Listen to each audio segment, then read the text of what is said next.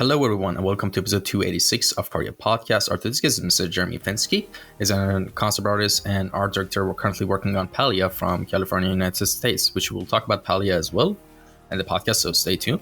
And before we go into the questions, let me quickly mention that in the contact section of the captions, you can find the ID to his Instagram account, the links to his Twitter, YouTube channel, ArtStation, and Gumroad as well. Which in the Gumroad you can find, a couple of tutorials, for like process tutorial videos, that you can, if you're interested to learn more and learn about the process of, how it does his paintings and works, you can check it out there. And there's also a free Photoshop brush pack and how he uses them. And it has a 5-star rating out of 622 reviews. So it's pretty good and it's free. So, you might as well click the Gumroad link and check the other stuff as well. So yeah, we're going to talk about, Palia. We're going to talk about a lot of the state of the industry. We're going to talk about a lot of things in this episode. So stay tuned. And no, I'm not doing intros like this before, but I guess we're doing it now. So with that kind of rough introduction out of the way, how are we doing today? Very good. Yeah. Thanks for having me here. Thank you for the full-throated introduction. That was fantastic. Yeah, it's good to be here. Good to chat with you. Yeah, my pleasure. Finally, I've been trying to do it for 2 months, right? Yeah. My schedule has not been very kind. No worries. That happens a lot. Actually, my record of keeping up with an artist to come on a podcast, which they actually did finally, was 482 days. What? Okay. Yeah, it's really simple. The whole backbone of my operation of the podcast is just a single notepad file. For example, I message you in March and you tell me, hey, I'm busy. And I'm like, all right, can I message you in 2 months? And you're like, sure. Then I'm going to write in that notepad. All right, in the May section, write, Jeremy Fenske, for example. All right, I'm going to message these people in early May, mid-May, late May, kind of like that. And it just keeps going until it happens or doesn't happen. Yeah, absolutely. Yeah, thanks for staying flexible. Things are always crazy on my end. Yeah. So thank you. Yeah, my pleasure. And all right, so let's start off with the signature question of the podcast, which is give us a little introduction on how we got into the world of visual arts and design. Basically, tell us your origin story of what led you to become an artist, as a path in your life. Yeah. So growing up, I'd always been drawing. I think my parents said I started drawing before I was speaking. So drawing was always something that I was doing as a young child all the time. Growing up, though, I didn't think that there would be a career path for that. It was just a fun thing that I did on the side. So I had all these other hobbies and things that I was interested in doing. That is until I discovered the world of concept art for games. I ran into a couple forums. One was called conceptart.org. And I started learning from other digital artists. And this is way back when the forum was so new and it was the only resource for learning. I just was okay, this is what I'm going to do. This is what I want to do. I set my goal, when I was in high school, that I wanted to do concept art for games. And part of that is I wanted to learn a little bit more about image making and painting and fundamentals. So I went to, I got a really nice scholarship at an art college. It's called Columbus College of Art and Design in Columbus, Ohio. Big shout out there. The school was okay. But I went there for fine arts because I really wanted to learn more traditional arts. So my major was in painting and I would, did a lot of oil painting, mostly figurative and plein air landscape were kind of the two things I was focusing on. But in the background, I was learning with my friends who were really into digital art. I was getting Nomon videos, the Nomon DVDs where they would mail you the DVD.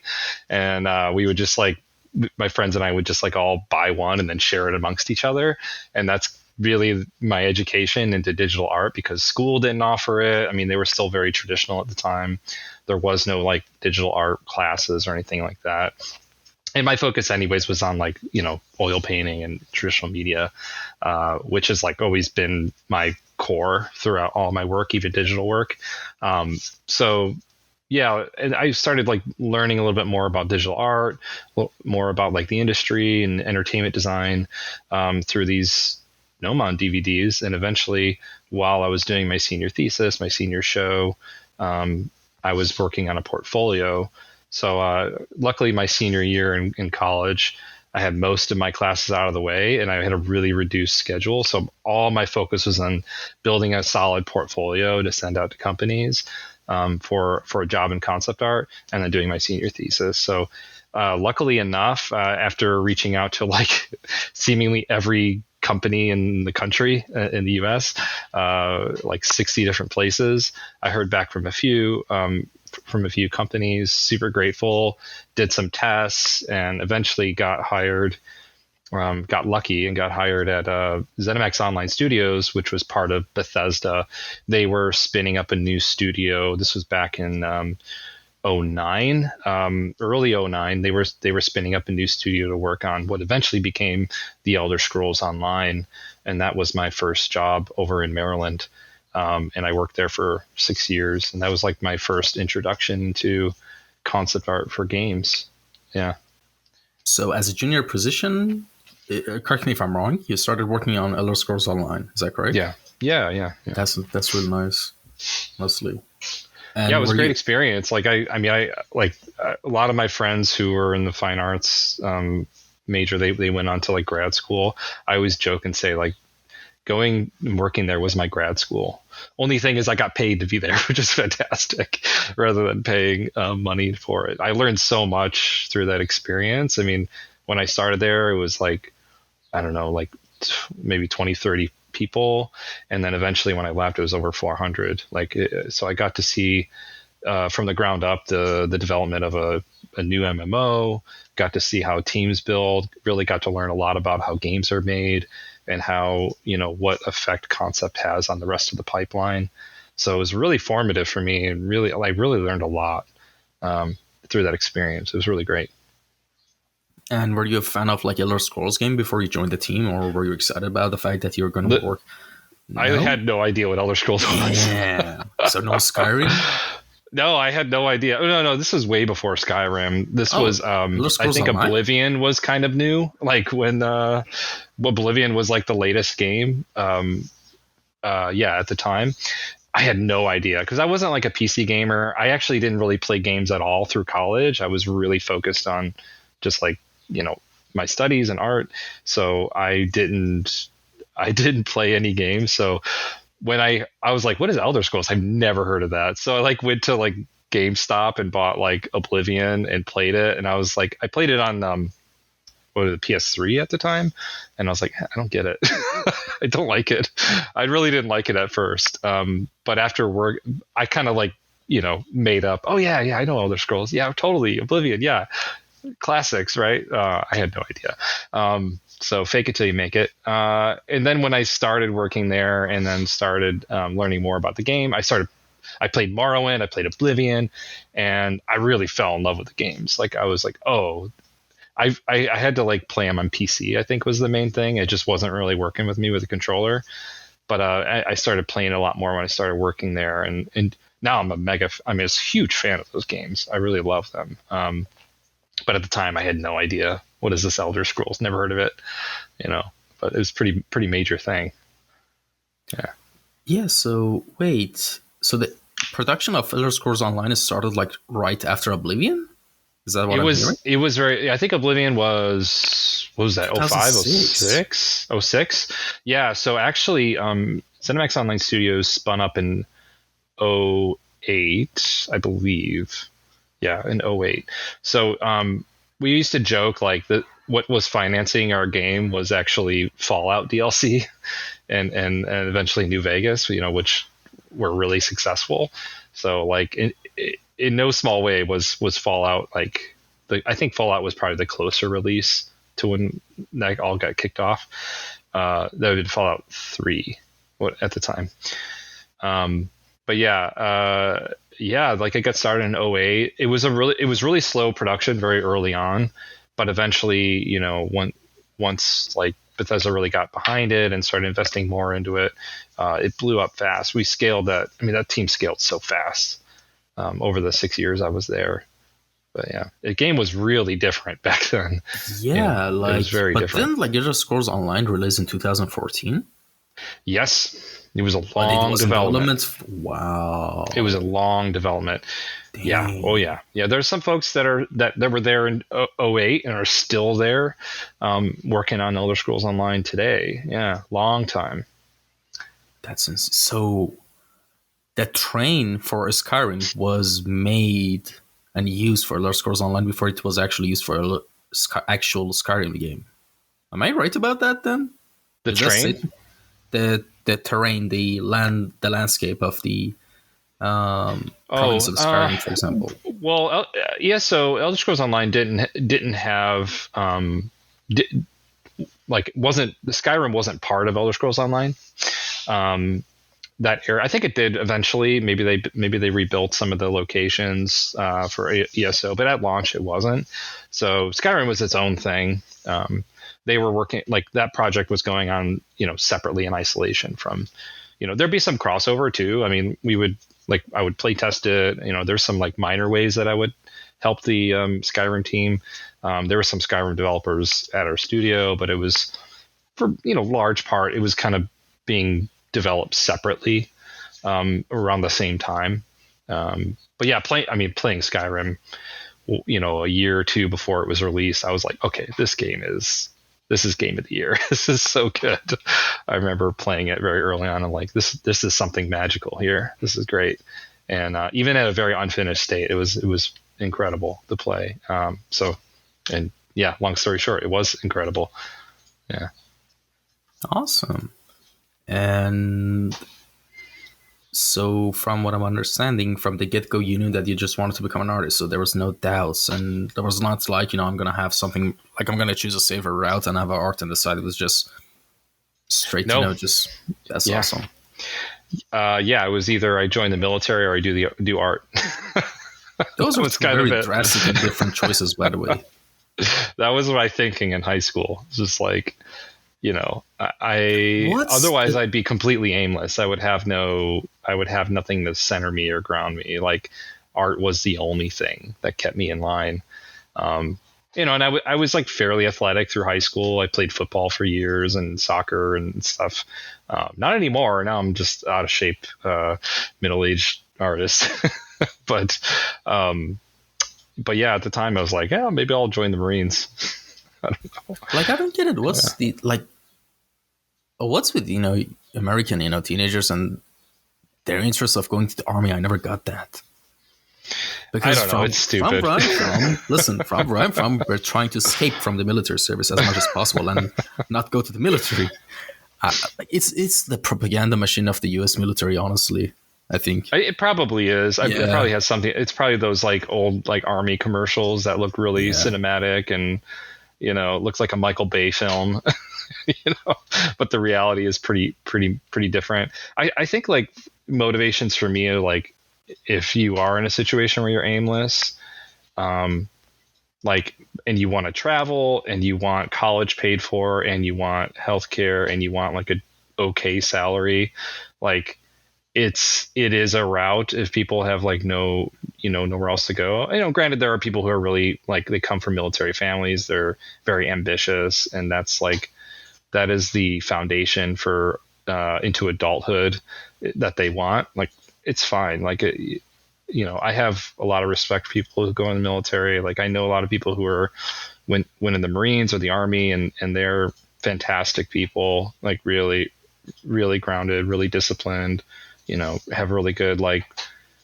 They take care of themselves. They know that they still get exercise, things like that. So I have a lot of respect for people that go through the military. But it is kind of stupid to put yourself willingly in the line like that. But I can understand why people make that choice. Yeah, actually, that's one of the things that came to my mind because I've heard that they get free dental health plans, Sure, yeah. healthcare, like all good insurance. The college, as you mentioned, is going to get paid. Like there's some criticism about the VA and in the US, like the healthcare, but no, I mean like if you don't have the money or the means to go to college and you don't have any like prospects in a trade, Military service is actually not a bad option, for people in those situations. As You long as could, there are no active deployments going I on. know, right? Yeah. That's what you sign for, when you sign this, like there's a chance that, you're going to be in line of fire, and you got to be prepared for that. It's not the Michael Bay cinematic commercial that you see on TV. It's real, and there are real stakes to it. And I think a lot of young people may not know that when they initially sign, but yeah, Yeah. it's It's weird, honestly. yeah, but that was like kind of where my mindset was. I don't know Yeah. that I would actually have done that. Like it was like, well, if I do the military thing, then they'll pay for college, which is like another nice benefit. Yeah, it's huge. You do 4 years, and then I could go to art school, and at college would be, financed. Um, but no, I don't. I think that's too high a price. Uh, I was lucky enough. I got some pretty nice scholarships, so I think that helped me a lot because my family, we didn't have money. They couldn't pay for my school, so there's just the prospects there were pretty low. So I think the last couple of years in high school, I was like, okay, I got to get good grades. I got to do really good on my SATs, ACTs. I got to do what I can to get scholarships. So I was lucky to get pretty good scholarships and grants that made college much more affordable for me. But it was hard. Yeah, and by the way, I need to mention something. While I was, googling your name to find different links, there was a jeremyfenske.com. But I don't think that's you. Really? Yeah, Uh-oh. there's a Jeremy Fenske, and the guy is a photographer. Oh, yeah. Yeah. Is that Yep. you? No, that's not me. That is not me That's at all. really interesting. Someone that's the exact same name as you. I think I reached out to him Really? with some fighting words in Really? good fun, just joking with him. I'm just like, there could only be one. Yeah, we should duel. But no, their work looks cool though. Like they do, it looks like cinematography for commercial photography. Yeah, I think it was a long time ago. I reached out to them, just to joke around about it. But yeah, it's the Jeremy Fenske search engine optimization wars. Yeah, it's the imposter Jeremy Fenske. The real Jeremy Fenske is here on the podcast. No offense, right. Another Jeremy Fenske. This fake out here. Yeah. All right, so that leads us to another important question. That's in your journey of trying to become an artist. So of course in the industry there's so many roles out there. There's concept artist, there's illustrator, there's background artist, keyframe artist. Out of all these roles, what led you to choose concept art as your main thing? And how's the journey been so far, working as a concept artist? I don't know, at the time, like I said, there weren't I guess the aperture of that sort of role wasn't as wide as it is today, in that there's not in my mind, there just really wasn't that many options. You could work in concept art for film, animation, or games. That was kind of it, right? Animation at the time felt like I needed to get an internship or live in Southern California or where Disney is or where Pixar is. That was very few and far between. And the fact that I was in Ohio is I was never going to get that kind of experience or reach. Film also felt just as equally far apart. Film concept art at the time, especially, was very small, very niche group. It was another industry that was very difficult unless you got an internship or something direct. Games seemed like a route where there was a lot more spread of opportunities. There were a lot more studios. There's a lot more different types of games out there that were being developed. It seemed like if I wanted to break into this industry, that games would be the better route for me. Also, I love playing games. I've always played games. I was a huge gamer. Even though I said I didn't play much during college, I did play a lot. I do play a lot of games. Less so now. I don't have much time, but I've always liked games, and I've always liked the game industry. I've always loved being in the game industry, so it's actually been a really good choice for me. So that was kind of it. It was just what opportunities could I get at the time? more than anything, and games seem like the good route for me. All right. And speaking of, working on games as a concept artist, but now as an art director. By the way, how did that transition happen from concept artist now as an art director? Yeah, so in 2018, I joined two founders, the two founders of Singularity 6. We ended up developing the game Palia. Out now, it's free on PC and Switch and Steam. But anyways, they reached out to me because they had recently secured some venture capital, some seed funding for a new company, and they had been using my images, my personal work for some of their pitch deck materials, and I guess they liked my work, so they reached out to me through some connections at Riot, because both of them were lead and director levels at Riot. So they reached out to me and they were telling me about this game, about making a community sim MMO, and I'm like a huge fan of Stardew Valley community sim games. I'm a huge fan of like Breath of the Wild and Zelda. So it was like a nice, combination of those two products, and I was like, oh my god, this is great.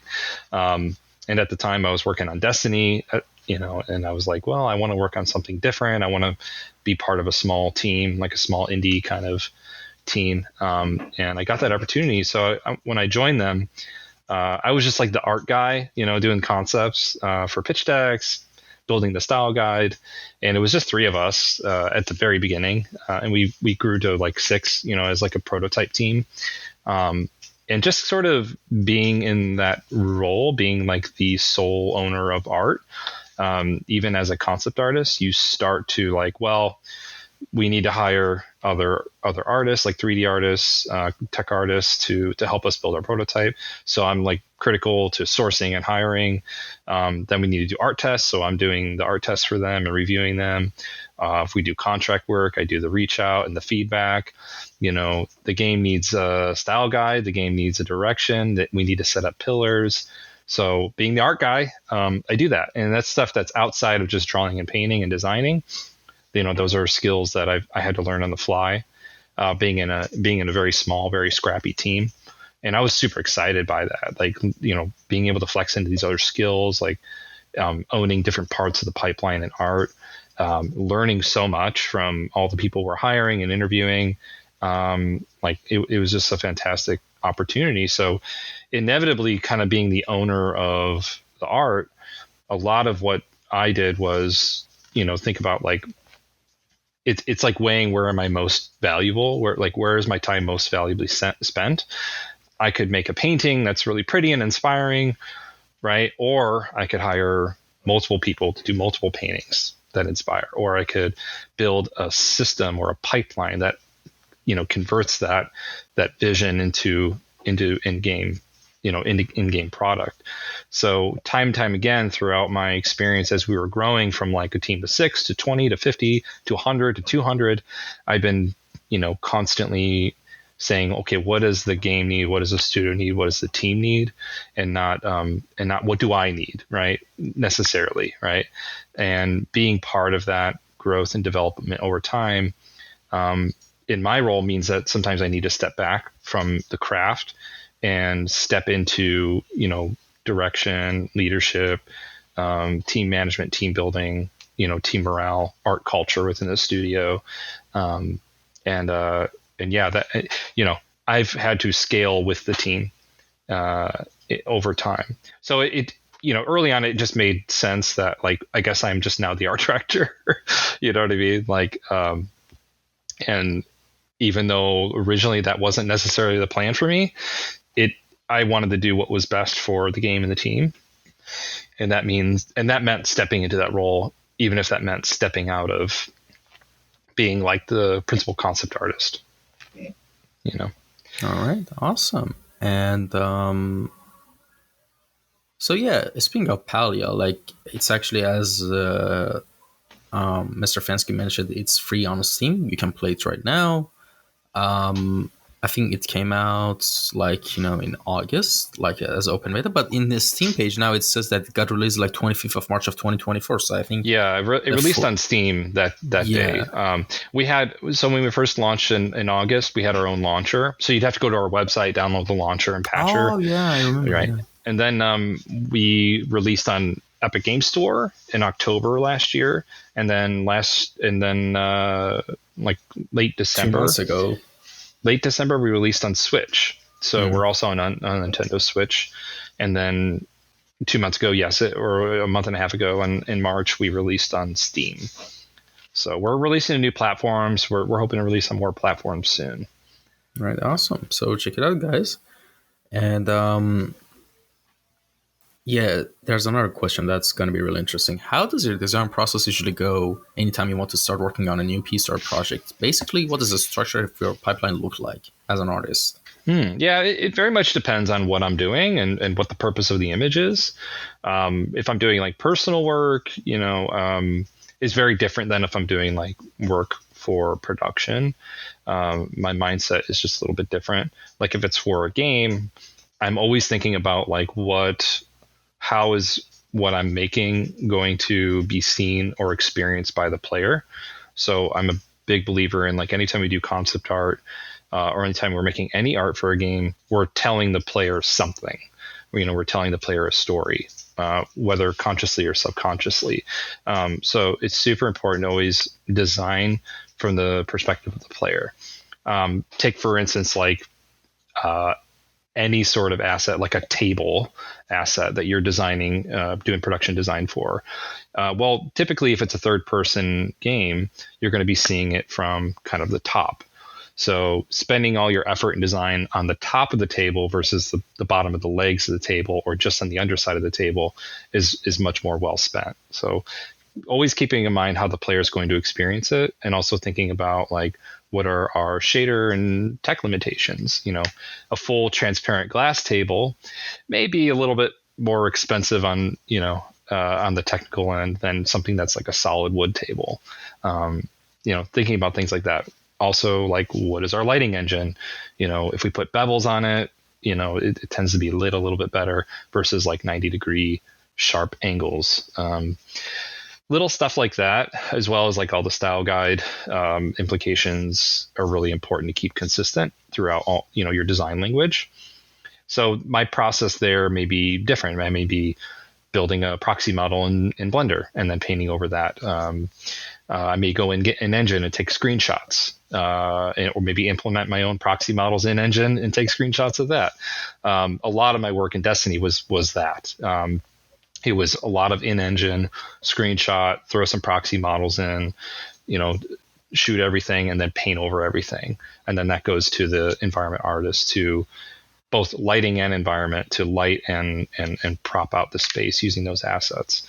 I'm also within production art, you might be doing inspirational pieces like postcard images, in which case it could be a mix of like my own models or none at all. Sometimes you just paint it out based on reference, and that pipeline kind of follows pretty closely to how I do my personal work, which is a lot of reference gathering, doing a lot of research and reference, trying to like figure out what my shape language is within a piece. I do spend a lot of time thinking about shape and value when I'm doing my thumbnails. So in some instances, I'll start with black and white and just think about like, what are the major shapes? What are the major values? What am I trying to say with it? It's always important to like make sure like, what is your audience coming away from this piece? Is it just a painting just for the sake of a painting, or is it really saying something? Is there a focal point? Is there something that's interesting in it? Even if it's a scene that's pretty mundane, making sure that we're telling a story and we're guiding the eye of the viewer through our focal points and saying something with our images. So it just sort of depends, right? Like, what am I trying to do? What am I trying to say with a particular image? Yeah, actually, speaking of Destiny, I wanted to get into that as well. How did that opportunity came by, and how was your experience working on Destiny? Yeah, it was good. So I worked for a company called High Moon Studios, which is it was an Activision studio that worked on all the Activision products. Like they worked on Call of Duty for a long time, but when Activision and Bungie had their partnership, High Moon was primarily working with Bungie directly, and we were tasked with, when I started, which was supporting Destiny 2 for launch. So I worked on, we had worked on the IO planet for Destiny 2. So I did all the principal concept art there. Again, just kind of setting like the overall style, the overall look, and that was really fun. And then after that, High Moon Studios was kind of like the main studio for the Forsaken expansion. So we did basically the whole thing except for the raid, which was done in-house by Bungie. So I got to work pretty closely with Bungie there.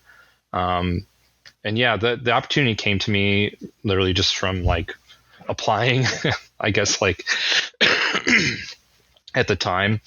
I've been working on Elder Scrolls Online for 6 years, and was just like, I love the people here, I love the studio, but I need to have more experiences. I need to work on something else.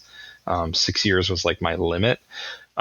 So usually what ends up happening is my personal work is my guiding light to where I want to go next. And I had been doing a lot of more like sci-fi work. I was getting much more into like 3D photobashi sort of techniques. I really liked doing that, and I really like exploring it. I'm a massive fan of like sci-fi illustrators like John Harris, John Berkey, Chris Foss, Roger Dean, even. Big fan of those like really trippy sci-fi illustrators that were big in the 70s and 80s. And like Destiny, you could see that there's a lot of those same inspirations there. So it was a perfect fit for me and like my sensibilities at the time. So yeah, I ended up getting the job just through applying, nothing special there. And yeah, it was fun. And it was in San Diego, so which is like fantastic. So I loved living in San Diego and working on Destiny. And, it was a great learning experience because I got to see pretty firsthand, like a lot of like really amazing concept art, like Jamie Jones and, the amazing team at Bungie. So I learned a ton just looking at their work. Sung Choi, some of the best artists out there, still my favorites. So yeah, just some really awesome experience, and got to play in the Destiny universe, which was really fun. Really enjoyed working on it. But again, like I think through that experience, I felt like, well, it's a huge operation. I mean, there are thousands of developers working on this game. And I just felt like I want to work on something small and, from the ground up where I can really have some input. And then again, my personal work was like leaning much more towards like painterly, whimsical, more light. And that's what got me to my next thing. So usually my personal work is the guiding light to my next direction and where I'm headed next. So, yeah, it was a great opportunity, and it was fun to work on Destiny. Yeah. All right. And well, we've covered everything that's on your bio on Instagram, but there's one thing that I haven't mentioned. That one of the first things you wrote is father of two before writing anything else. So yeah. Speaking of that, I think that, as an artist, that puts things in a whole different perspective when you have children. And I haven't had children, but I just assume, like just to clarify, by the way. Yeah. And the whole topic of like, because I was having this conversation, because I think this is like a interesting subject we also discussed before we began the podcast, which was the state of AI in the industry and how things might go and all that stuff, all the buzzes going on. So I think, for me, what I said in multiple episodes before that, I like right now, I don't have children or people like aside from my actual family to, take care of, if I have to think of someone like that in terms of responsibility. So I don't have that, that degree of like intense responsibility, like you, for example, or anyone who has a children or family to take care of right now, like that. But I think, because of that, I always said, even if AI takes all the jobs, I'll just I'll still do art, but I'll have a janitorial job somewhere. I don't care. I'll still do art. But that's the Yeah. whole thing I discuss in like, a lot of my episodes. But I think, when there's like a looming threat of like, having to take care of other people, that Yeah. whole mindset, I think, shifts a lot. Yeah. So as someone who's on the other side, like opposite side of me, how, like, first of all, as an artist, I want to know, your opinion on the whole state of things. And at the same time, your personal, like, opinion of, how do you feel it would, affect you and your family? And, how would you prepare for this whole thing in case, like, Yeah. let's say the demand for our services, go on decline? Well, that's a lot. Those are a few very huge topics. Yep. Sorry for Maybe that. maybe I should I'll have said it start one by with one. the kids stuff. It's been amazing. I just never really thought I would have kids. I always thought, well, I'm just gonna just focus on my career and do that. And I think my wife, who's an amazing artist. I wouldn't say also. I think she is amazing, and I'm still trying. I think I don't know. We were always more career focused, so we ended up deciding to have kids, and it's been amazing. Like having little ones to take care of requires a lot of patience, and your life isn't quite the same as it was before. You don't have quite as much free time as you once did. Your ability to do personal work or pursue other personal ambitions tends to lessen over time. You become a little bit more focused on just like your core work. And then, like my whole focus is like when I'm working, and then every minute outside of that, it's kids, taking them to school, getting ready in the morning, getting them dinner, putting them to bed, doing baths, all that stuff. But it's amazing. I don't regret it. It's been fantastic. But yeah, you really have to come to terms with, yes, it is not the same, especially when they're little, when they require a lot more attention. You're like the sole source of entertainment for them. It's cute. It's amazing, but you have to give up a little bit of yourself every time. But I find it's not impossible though. I think there's a misunderstanding that, oh, if you have kids and that's it, your life is over, which is not necessarily the truth. It just gets a little harder, right? We had the same thing when we had a dog too. It was like we didn't want to be those dog owners that like, oh, now we can't do anything because we got this dog. It's like, no, you could still do things. It's just going to be a little harder. You have to just be a little bit more patient, and it may cost a little more, or it may be a little bit more inconvenient, but it is possible to do the things you want to do. It's just went from here to here, and you have to be a little bit more disciplined about your time and managing your time and your priorities. So that's what I've learned, mainly from having kids. It's like, it's not impossible. It's just harder. But it's always worth it in the end. And kids are a great way of grounding you. Like as soon as you're working on, you're a director, making decisions, and you're in meetings all day, and there's this stuff that's like so important. And then you go inside and you play with your kids, and like, you just forget about all that, so it's been really great, really amazing. So, and they're really interested in art, and like my son is very interested in drawing and stuff. So it's good to like share those experiences with them. It's been really adorable to do that. So yeah, I mean, yeah. What are your thoughts on that? I think it's awesome. Like, I mean, honestly, I haven't reached that stage of my life yet, so I really Yeah. can't, offer Yeah. an opinion. Yeah. But the thing is, like one thing I can add, is a lot of my, people from my generation, like it's kind of interesting to me that they, like a lot of people from my generation compared to, for example, your generation, they really don't have any parental instincts. And by parental instincts, I mean like, having that fantasy of like having kids one day or something like that, which Yeah. is, Yeah. I mean, there's a lot of factors involved, and this topic is a huge like subject that to be discussed. So we can't just wrap this up in like, one or two reasons. But I think, speaking of actually how dystopian everything seems to be, AI, one thing we mentioned. Yeah, yeah. Honestly, like I'm not an expert. Actually, Feng Zhu. I hope I didn't mispronounce Yeah, his yeah, name. yeah. Hmm. He uploaded actually 2 videos after I think a couple of years of being inactive, and one of his videos was actually about AI, and it was he made really a lot of really good points. So I highly recommend everyone to go Fengju Design Cinema School. I think that's the name of his Hmm. YouTube channel. Yeah. Go check it out. He made a lot of interesting points about how AI still is not good with design; it's just good with forms. And he made brought up a lot of different case studies. And it wasn't just coping, by the way. Like it was like actual, like legit presentation of how the state of things are. And yeah, it's not entirely over, and it won't be over anytime soon in the way people are thinking about. Yeah.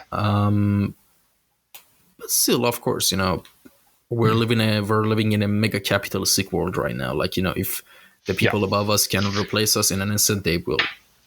Yeah. That's it. So it's up to us to take responsibility and try to always have backup plans. Yeah, I mean, I get it. Hmm. You for someone who's listening, where you probably like you spend a lot of money on your college degree, and you Hmm. spend so much time. You spend money on seminars and books, so many resources, and now you want to get it into like the position of, I don't know, concept artist, as junior artist, and or illustrator or something like that. I don't know. And then you Hmm. see all this stuff. So I get it how this could be like demotivating. It's the same, people who are studying computer science right now. They are in a way worse position than us, by the way, from what I've seen. And yeah, because a lot of the menial tasks that's in positions that are like in a computer science, degrees, it's much faster to make them like automated tasks rather than arts Hmm. right now. Yeah. But of course, I'm not an expert. I'm not even in the industry, so Hmm. am really interested to hear from what do you have to say, Yeah. honestly. Um, yeah, I think the thesis, in my opinion, is AI is and is going to continue to be a very disruptive piece, like technology. It's not going away. It's only going to get better, and there are some ways that we can kind of prepare ourselves for that future. And I'm two sides of it. I think they're like with any new technology, especially something as groundbreaking as that. There's going to be some negative applications and some positive applications of it. Um, so I'm not on the side of like no AI, never ever, and I'm also not like a huge proponent of it at the same time. I'm kind of like skeptical, and I want to see how things shake out. And I've been personally looking into it, and playing with it on the side just to like know what it can do and how it operates, and if there are, potential applications for it in production. So I think I have a decently well-rounded understanding of the state of AI right now. But like, if you upload this video tomorrow and someone watches this video a month from now, that could change. This is how quick and new it is, and how quickly it is evolving right in front of us. Like a lot of Silicon Valley venture capital is moving towards AI, whatever AI products, software, applications. So it is right in front of us, evolving rapidly, which creates a lot of uncertainty, certainly for artists. I'm not going to sugarcoat and say that everything's going to be all right for everyone. There will be job losses due to this, and there already have been, and there will continue to be. Um, that is just the unfortunate side effect here. That is kind of the negative. But I think there are some very key things that currently AI cannot do and cannot do well. And I think if we focus on, as artists, focus on the things that it doesn't do well, it puts us in a much better shape. I like to use it, maybe not a great analogy, but it is a similar analogy of like digital photography, particularly with your phone. What makes a photographer a photographer? Anyone could make good pictures with their phone right now. You could take thousands of photos, and probably a small handful of them are going to be good, aesthetically really good. But what makes a good photographer. I think what makes a good photographer is knowing which ones are the good ones and which ones are not. And I think it's super important, especially for digital artists, is to really understand your fundamentals, really understand storytelling through images, composition, right? Color and light, storytelling. I mean, these things are so important to really understand, because yes, anybody can type in a prompt and get a decently good looking image, right? Like, and it could have all of the elements that they want in that image. But I think you need good tastemakers. You need people who really understand the fundamentals, who really understand design, to be able to navigate like which ones are actually effective towards production, which ones are not. Another thing that, aside from being a good tastemaker and understanding what is good and what is not good in that space, aside from that, is just AI currently is not very good at production art. Not yet. Who knows? In a month, maybe maybe I'll take that back. But currently, that's the case. I think about when I engage with AI and use it for my own experiments, I notice that the kinds of feedback that I would give as an art director to a concept artist or to a 3D artist, you're not able to do in AI. You're basically rolling the dice every time you make a new generation. You can't say, hey, I like this shot, but can we turn the camera? Or, hey, I like this shot, but can you change their pose to something very specific? It's not very good at doing that. And the quality and the result of it is not very good. It is very good at making at a glance, impressive image that you have little control, not much control over what you see.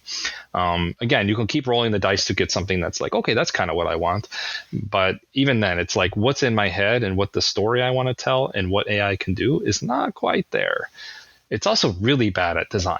Like, it doesn't understand how to design a thing in 3 dimensions.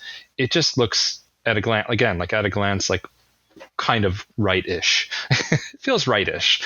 But is it designing a full 3D asset that could be in, say, like in games when you need to think in 3 dimensions and you need to think about interactivity? It doesn't consider these things. And that's where you need real production art to do that.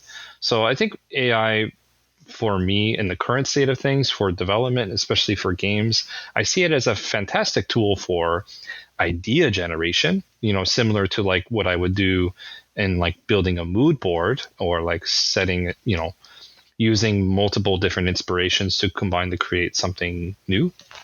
It's good at doing that. But when it comes to actual production work that's actually useful in a 3D pipeline, in a game development pipeline, it's not quite good at it. And there are some programs and softwares that are coming out that try to tap into some of that production art sensibility, but I don't think are as effective as somebody who is who can draw really well and understands 3D form and knows form language and shape language and knows how to design. It does a good like imitation of it, but it's not actually useful yet currently as of May 2024. Come back in a couple years, maybe. But I don't see any future where anyone could just type in a prompt and get what they need for production. I don't think we're there yet. But I do see some technologies that you could think of AI as like a studio buddy. Like, okay, I'm doing this painting. I need a tileable texture or a pattern. You could spit out some ideas for that. And then maybe that's something you integrate into your painting. But you still need to understand color, light, storytelling, all the fundamentals are still going to be so critical, even in this AI dystopian future. I think that's where we can take some solace, but also understand the kind of jobs that are repetitive, that are, more process heavy, AI may replace. So I always tell people to start learning disciplines that are tangential to yours. start learning more 3D, start learning how to design three-dimensional assets. Don't just focus on painting and illustration, you know, um, learn more production art, learn drawing. Drawing is the best fundamental to learn. Continue to learn improve your drawing skills. That's always going to be valuable. Be a good tastemaker, understand what works, what doesn't, how to tell a story through images. These are the things that we can do to sort of protect ourselves in the future. But yeah, I mean, to say that it's not going to have any sort of negative result in job loss, I mean, it is, it will, and will continue to do it. And especially with bigger companies building their own generative models. I know Blizzard's doing it. A lot of companies are doing that. Yeah, it does. It will have an effect. Yeah. So it's a little bit of both for me. Yeah. 50-50 on it. Yeah. Yeah, we'll see. Only the time will tell what will happen. But for now, let me just change the mood a bit and go ask you a very interesting question, which is, who are some of your favorite artists and designers that have inspired you the most? Yeah, that question. Oh, boy. I used to have a list whenever this question would come up where I would just go, okay, because I forget names all the time. I mean, there are just so many, especially today with, I'm kind of waking from a 6-year coma of working on this game and kind of reemerging back online and just seeing, all the art that's coming out. It's just like so fantastic. There's so many good artists right now, especially digital artists. There's just countless names. Just go on ArtStation and look. I mean, it's just fantastic. I think the artists that were really critical to my development and my inspiration, oh boy, even that, there's a lot. I was always a huge fan of Craig Mullins. Ever since back in the forum days a long time ago, the stuff he would do with a mouse was like, what the hell? This is insane.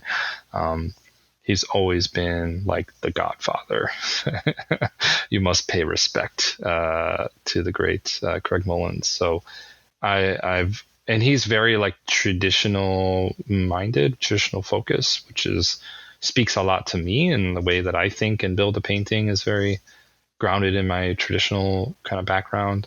So I've always been pretty biased towards his work. I'm a huge fan of like Russian landscape painters, Shishkin even, Ilya Repin and Isaac Levitin. Some of my favorite landscape painters are typically Russian. Maybe because it's so cloudy there, and it's very cloudy where I grew up in Ohio, that I kind of relate to the dreary cloudiness, but so much mood, so much really solid understanding of values. I mean, their values are so rigid, so disciplined. Very beautiful painters there. One of my favorite painters, in fact, I got his print right there, and is a Swedish painter. I think he's Swedish, yeah, called Peter Monstead.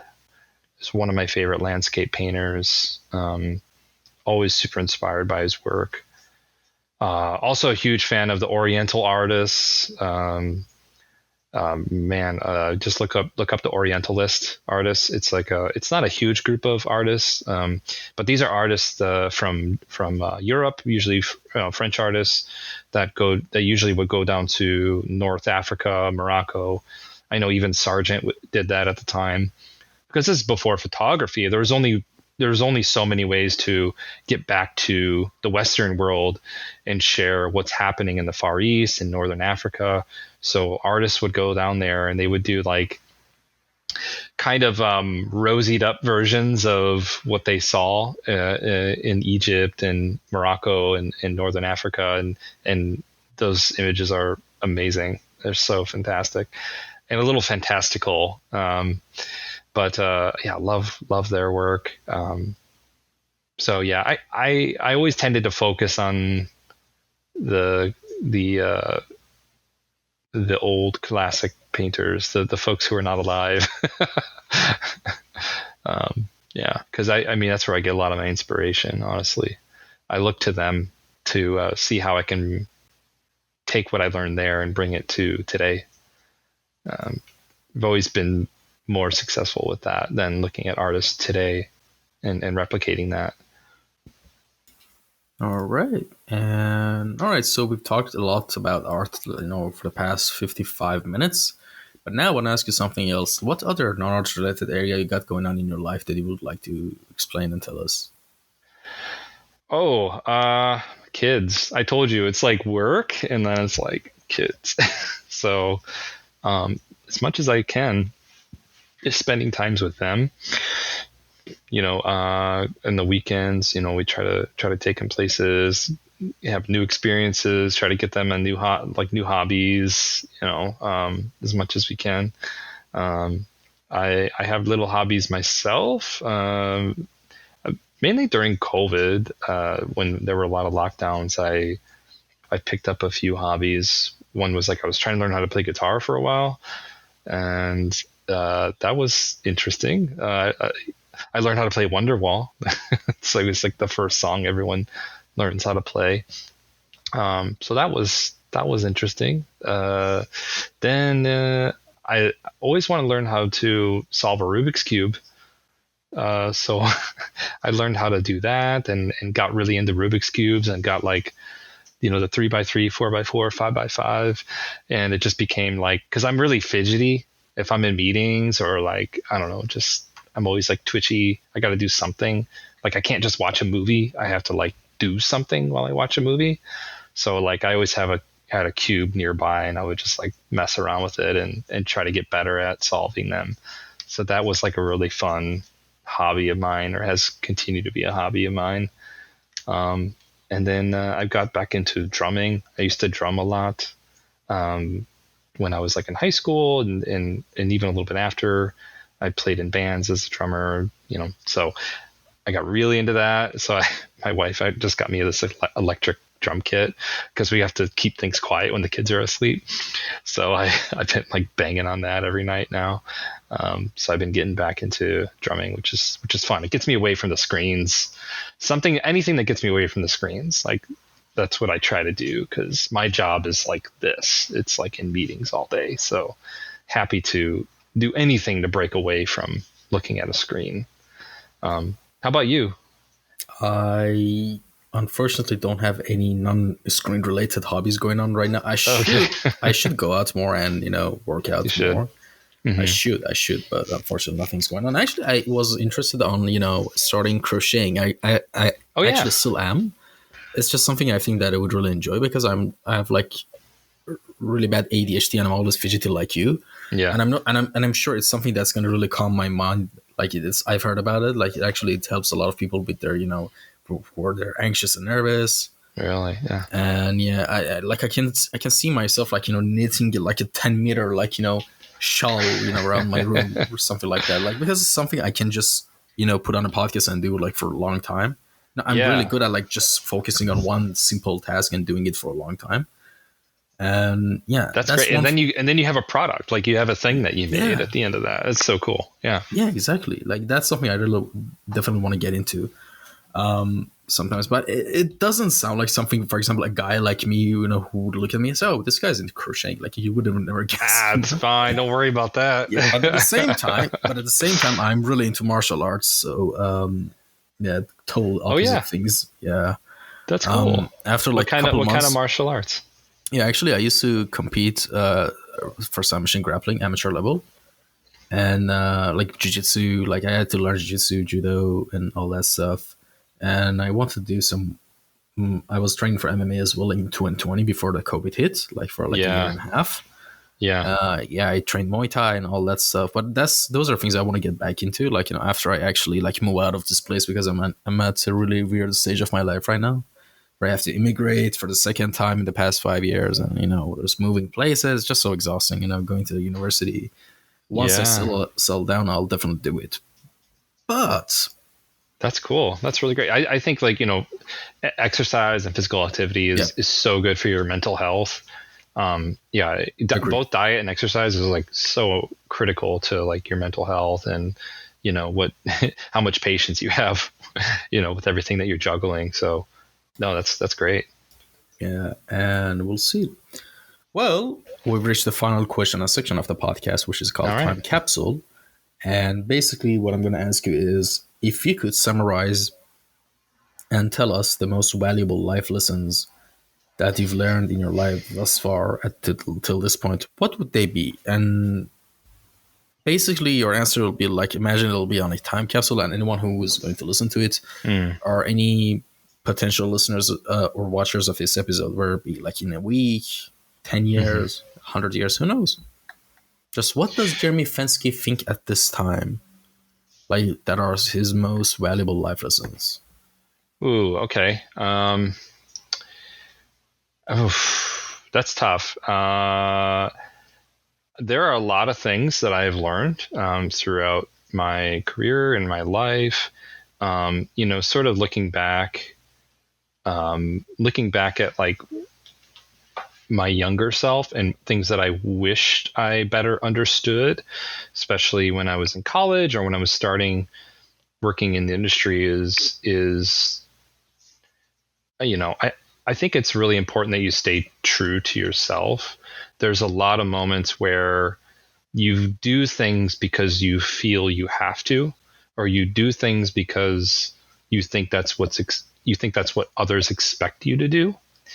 And I listened to that side maybe a little bit too much and didn't listen to myself and my own calling. You sometimes feel that you need to jump on certain bandwagons, or you need to do certain things that others are doing, simply because that seems like the best chance for you to be successful.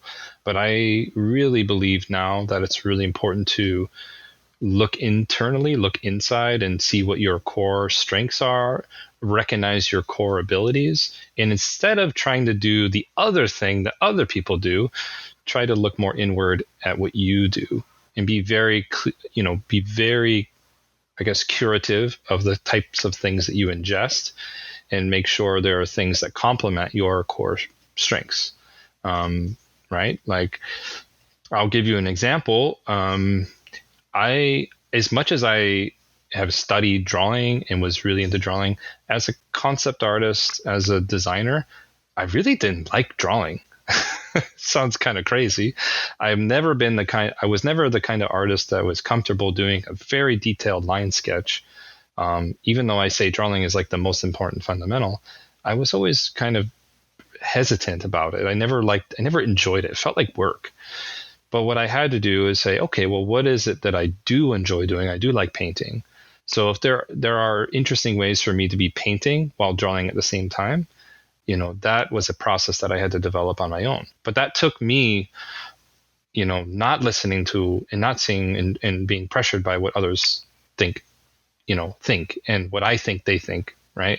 It was more, I had to listen to myself, listen to like what my strengths are and my weaknesses, and come up with something that was better suited to my own abilities. So I think it's super important to do that, to always be very honest and true about yourself. Do what you do and be the best at what you do, and not try to be the best at what others do. You'll always be in second place if you try to do that. So always listen to yourself and be true to yourself.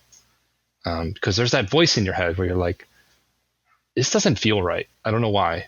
You should really listen to that and focus on the thing that does feel right. And that doesn't mean you can't learn other things, certainly. I think it's important to always stick to your core and each time challenge yourself in new ways. But I think it's super important to listen to yourself and be true to yourself. All right. And with that, I think that's a wrap. Thanks so much for coming by for this episode. Where can people contact you if they had any questions? Oh, yeah. You can email me, jeremyfenskeart@gmail.com. That's it. All right. Yeah. And again, thanks so much for coming by. And thank you to anyone who tuned in and listened to this episode. I hope you enjoyed it. Leave a comment down below if you have any comments, suggestions, or critiques, or anything you might want to say about the episode or the podcast. I always check them all out. You can just shoot me a message at the Kouryer Podcast Instagram page. I always check the DMs there as well too. And right now it's 10:27 p.m. Um, 3rd of May 2024. What time is it there right now in LA? It is 12:27 right now. 20:27 Yeah. p.m. a.m. No, p.m. Sorry. PM now. Yeah. Yep. Mm-hmm. All right. So, and the episode 286 is a wrap. I hope you guys enjoyed it. And that's about it. Next episode, Yeah. stay Thank you. safe. Take care. Bye bye. See ya.